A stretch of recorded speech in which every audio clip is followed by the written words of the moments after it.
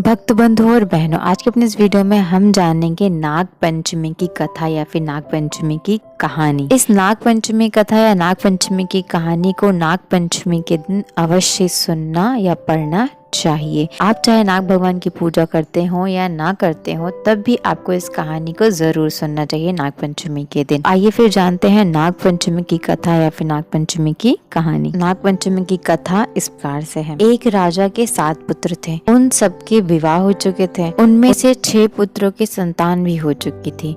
सबसे छोटे पुत्र के अब तक कोई भी संतान नहीं हुई थी। जेठानियां बांझ कहकर बहुत ताने देती थी। एक तो संतान ना होने का दुख और उस पर सास, ननद, जेठानी आदि के ताने उसको और भी दुखी करने लगे। उससे व्याकुल होकर वह बेचारी रोने लगी। उसका पति समझाता कि संतान होना या ना होना तो भाग्य के अधीन है, फिर तू क्यों दुखी होती है। वह कहती, सुनते हो, सब लोग बाँझ बाँझ कहकर मेरी नाक में दम किए हैं। फिर पति बोला, दुनिया बकती है, बकने दे, मैं तो कुछ नहीं कहता, तू मेरी ओर ध्यान दे और दुख को छोड़कर प्रसन्न रह। पति की बात सुनकर उससे कुछ सांत्वना तो मिलता, परंतु फिर जब कोई ताने देता तो फिर रोने लगती थी। इस प्रकार एक दिन नाग पंचमी आ गई।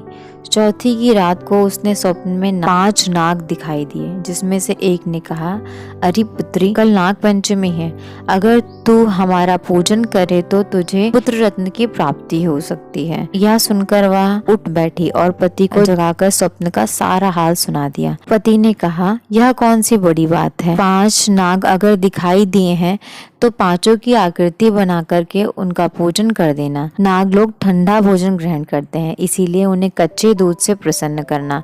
दूसरे दिन उसने ठीक वैसे ही किया। नागों के पूजन से उसे 9 माह के बाद सुंदर पुत्र की प्राप्ति हुई और वह प्रसन्नता पूर्वक अपने पति के साथ रहने लगी। आइए अब जानते हैं नाग पंचमी की दूसरी कथा। इसी राज्य में एक किसान परिवार रहता था। किसान के 2 पुत्र व 1 पुत्री थी।